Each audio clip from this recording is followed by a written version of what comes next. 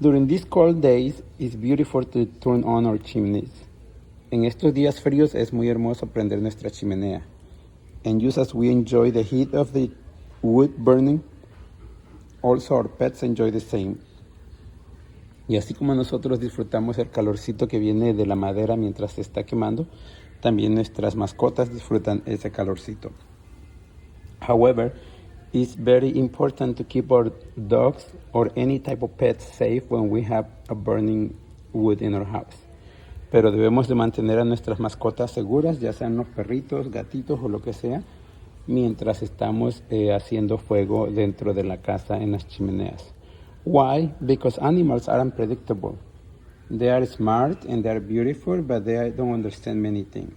Ellos son inteligentes y son muy bellos, pero no entienden muchas cosas. So this can be harmful for them if they get too close or if by accident they step into it. Esto puede ser muy dañino para ellos si se acercan demasiado o si por accidente ponen una patita adentro, puede hacerles mucho daño. So always keep your pets safe, close to your chimneys, and keep them like monitored all the time when they are close to the fire.